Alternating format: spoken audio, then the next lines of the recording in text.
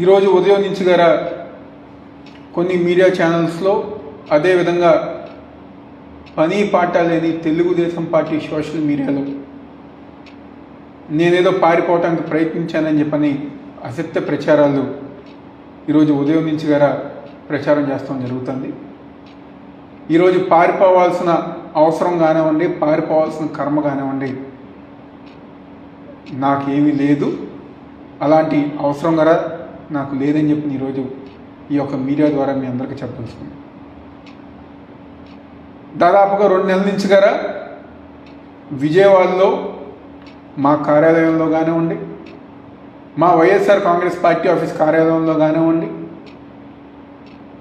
తూర్పు నియోజక ప్రజానికానికి కానివ్వండి 24 గంటలు అందుబాటులో ఉంటుంది. దేనికి పారిపోవాలి? నిజంగా కోర్టు వారు కనుక మేము తప్పు చేశానని చెప్పని భావిస్తే కోర్టు వారు ఏ నిర్ణయం తీసుకున్నా, లేకపోతే ఏ శిక్ష విధించినా దాన్ని దమ్ముగా స్వీకరించి దాన్ని ఇచ్చేస్తాం. అంతేగాని మీరు పెట్టే తప్పుడు కేసులకి వీటికి భయపడి పారిపోవాల్సిన అవసరం నాకు లేదని చెప్పని మరొకసారి చెప్తాను. ఈరోజు 2019లోనే ఈ రాష్ట్ర ప్రజానికానికి తెలుసు, మరీ ముఖ్యంగా ఆ రోజున్న తెలుగుదేశం పార్టీ సోషల్ మీడియా గారు తెలుసు.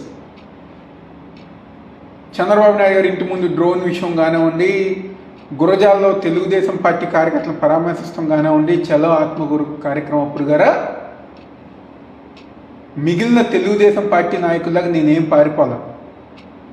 ఆ రోజు దమ్ముగా ధైర్యంగా వెళ్ళా, ఫేస్ చేశారు. మా తండ్రి దేవినేని రాజశేఖర్ నెహ్రూ గారు మాకు జన్మనిస్తంతో పాటు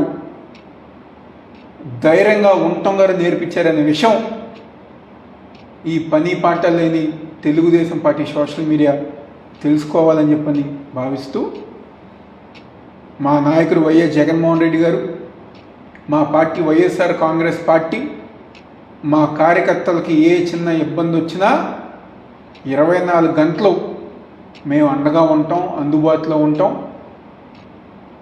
పార్టీ కార్యక్రమాలన్నీ గారు ముందుకు తీసుకెళ్తామని చెప్పిన సందర్భంగా చెప్తూ, దయచేసి రాష్ట్ర ప్రజానికాన్ని, వైఎస్ఆర్ కాంగ్రెస్ పార్టీ నాయకుల్ని, కార్యకర్తల్ని ఇలాంటి అసత్య ప్రచారాలు నమ్మవద్దని చెప్పని మనస్ఫూర్తిగా కోరుకుంటున్నాను.